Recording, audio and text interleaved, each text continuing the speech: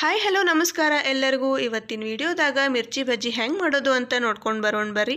ಈ ಮಿರ್ಚಿ ಬಜ್ಜಿ ಸಣ್ಣವರಿಂದ ಹಿಡಿದು ದೊಡ್ಡವ್ರ ತನಕ ಎಲ್ಲರಿಗೂ ಇಷ್ಟ ಆಗುವಂಥದ್ದು ಮತ್ತು ಆಲ್ ಟೈಮ್ ಫೇವ್ರೇಟ್. ಇದು ಮಳೆಗಾಲ ಇರಲಿ, ಚಳಿ ಇರಲಿ, ಬ್ಯಾಸ್ಗೆ ಇರಲಿ, ಎಲ್ಲ ಟೈಮ್ನಾಗೂ ಇಷ್ಟ ಆಗುವಂಥದ್ದು. ಮೊದಲು ಇದಕ್ಕೆ ನಾವು ಏನು ತೊಗೋಬೇಕು ಅಂದರೆ ಕಡಲೆ ಹಿಟ್ಟು ತೊಗೋಬೇಕು. 1 ಕಪ್ನಷ್ಟು ಇಲ್ಲಿ ಕಡಲೆ ಹಿಟ್ಟು ತೊಗೊಂಡಿನಿ ನಾನು.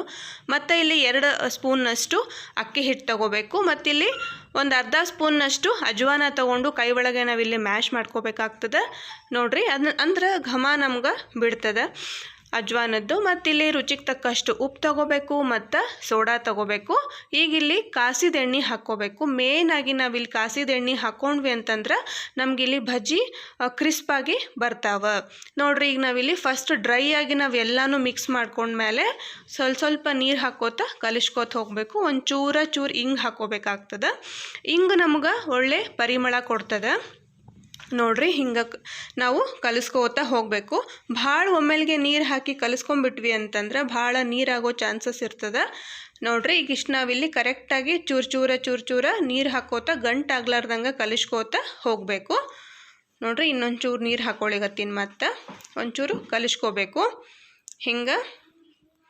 ಮತ್ತು ಇನ್ನೊಂದು ಚೂರು ನೀರು ಹಾಕ್ಕೊಂಡು ಕಲಿಸ್ಕೋಬೇಕು. ಚೂರ ನೀರು ಹಾಕೋತಾ ಕಲಿಸ್ಕೊಳ್ಳೋದ್ರಿಂದ ನಮಗಿಲ್ಲಿ ಕನ್ಸಿಸ್ಟೆನ್ಸಿ ಎಷ್ಟು ಕರೆಕ್ಟಾಗಿ ಕಲಿಸ್ಬೇಕು ಅನ್ನೋದು ನಮ್ಗೆ ಗೊತ್ತಾಗ್ತದೆ ನೋಡ್ರಿ. ಈ ಕನ್ಸಿಸ್ಟೆನ್ಸಿ ಬಂದರೆ ನಮಗಿಲ್ಲಿ ಸಾಕು.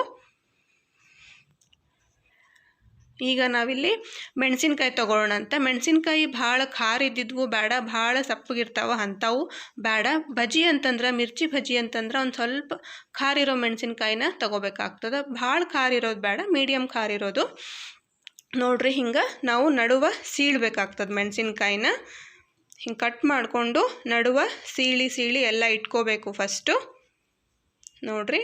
ಹಿಂಗೆ ಒಂದೊಂದ ಇಲ್ಲಿ ಸೀಳ್ಕೋತ ಹೋಗಬೇಕು ನೋಡ್ರಿ. ಇದು ನಮ್ಗೆ ಯಾವಾಗ ತಿನ್ನಬೇಕು ಅನ್ನಿಸ್ತದೋ 10 ನಿಮಿಷ ಒಳಗೆ ಆಗೋವಂಥ ರೆಸಿಪಿ ಇದು, ಮತ್ತು ಎಲ್ಲರಿಗೂ ಇಷ್ಟ ಆಗುವಂಥದ್ದು. ಚುರುಮುರಿ ಜೋಡಿ, ಚುರುಮುರಿ ಸೂಸ್ಲು ಜೋಡಿ ಅಂತೂ ಒಳ್ಳೆ ಕಾಂಬಿನೇಷನ್ ಇದು. ನಮ್ಮ ಉತ್ತರ ಕರ್ನಾಟಕದ ಸೈಡ್ ಅಂತೂ ಇದು ಯಾವಾಗಲೂ ವಾರದಾಗ 1-2 ದಿವಸ ಆದರೂ ಇದ್ದೇ ಇರ್ತದೆ ನೋಡ್ರಿ. ಹಿಂಗೆ ಎಲ್ಲನೂ ಕಟ್ ಮಾಡ್ಕೊಂಡ್ಮೇಲೆ ನಾವು ಕಲಸಿ ಇಟ್ಕೊಂಡಿರೋ ಅಂಥ ಹಿಟ್ಟು ಒಳಗೆ ಮೆಣಸಿನ್ಕಾಯಿ ನಾವು ಎದ್ದು ಕರಿಬೇಕಾಗ್ತದೆ. ಅದಕ್ಕೂ ಮೊದಲಿಲ್ಲೇ ಮೆಣಸಿನ್ಕಾಯಿ ಒಳಗೆ ಒಂದು ಚೂರು ಉಪ್ಪು ನಾವಿಲ್ಲಿ ಹಿಂಗೆ ಫಿಲ್ ಮಾಡಬೇಕು ನೋಡ್ರಿ. ಭಾಳ ಉಪ್ಪು ತುಂಬೋದು ಬೇಡ, ಒಂದು ಚೂರು ಉಪ್ಪು ನಾವಿಲ್ಲಿ ಹಾಕ್ಕೋಬೇಕು.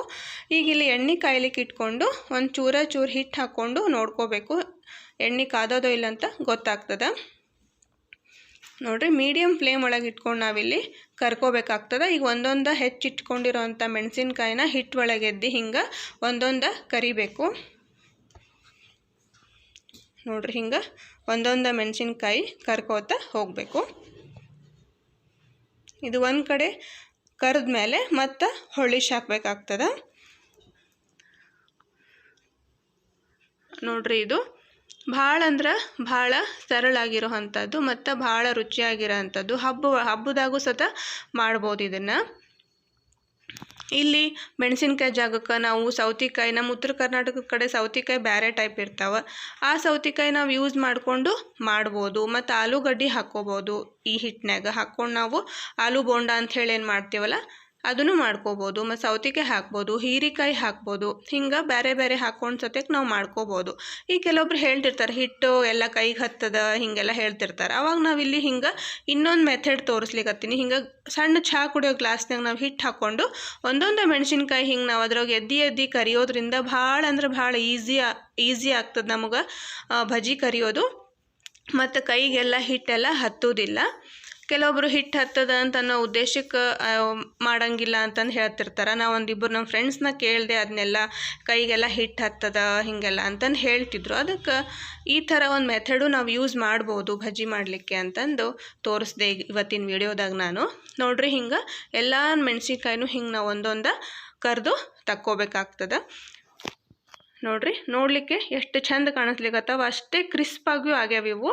ಭಾಳ ಅಂದ್ರೆ ಭಾಳ ರುಚಿಯಾಗಿರೋ ಅಂಥ ಮೆಣಸಿನ್ಕಾಯಿ. ಈ ವಿಡಿಯೋ ಯಾರಿಗೆಲ್ಲ ಇಷ್ಟ ಆಯಿತು ಲೈಕ್ ಮಾಡಿರಿ, ಕಮೆಂಟ್ ಮಾಡಿರಿ, ಶೇರ್ ಮಾಡಿರಿ, ಮತ್ತು ಮರಿದೇ ಸಬ್ಸ್ಕ್ರೈಬ್ ಮಾಡಿರಿ. Thanks for watching.